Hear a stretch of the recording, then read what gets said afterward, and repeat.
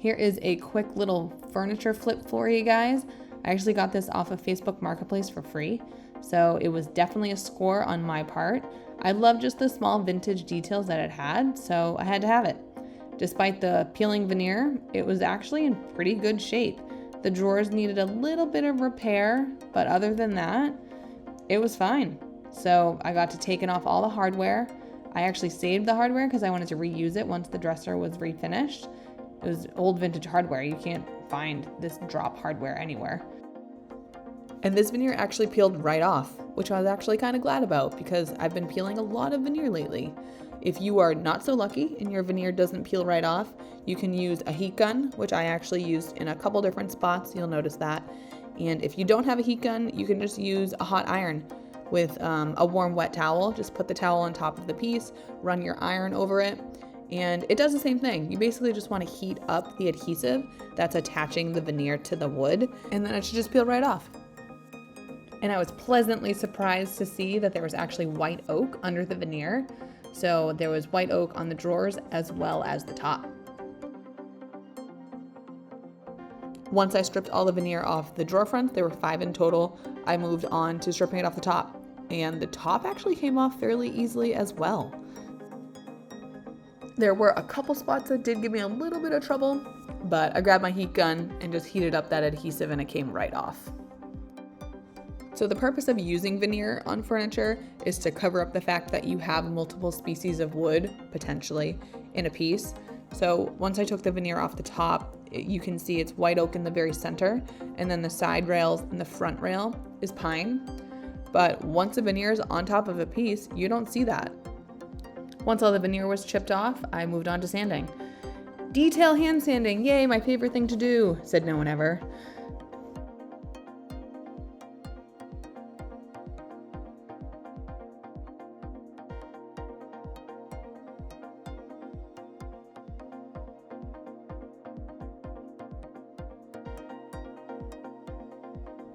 Once the hand sanding was all done, I moved on to sanding with the orbital. My trusty orbital, probably my most used tool in the shop.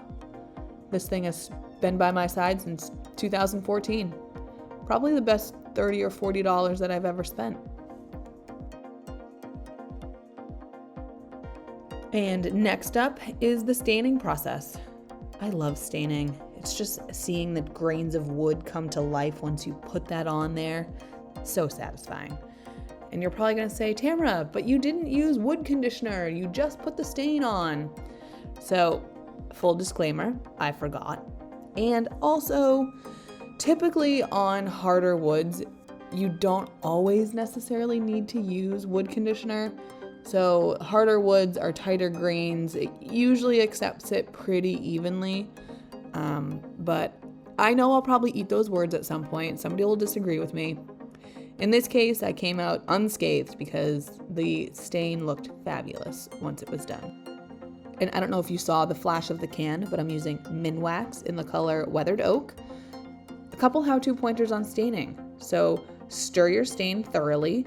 You want to make sure you get all the sediment on the very bottom of the can. That tends to have a lot of the color in it. Shaking will not do this. Grab a clean rag and dip it in your stain, and then just wipe it on top of the surface. Make sure you evenly coat the wood and then remove any excess stain that's on top of the wood surface. Stain absorbs into the wood, so it will not absorb past a certain point. So leaving excess stain on top of a piece, it actually just gets sticky and it has nowhere for it to go. Once the fronts and the top were stained, I moved on to painting the base.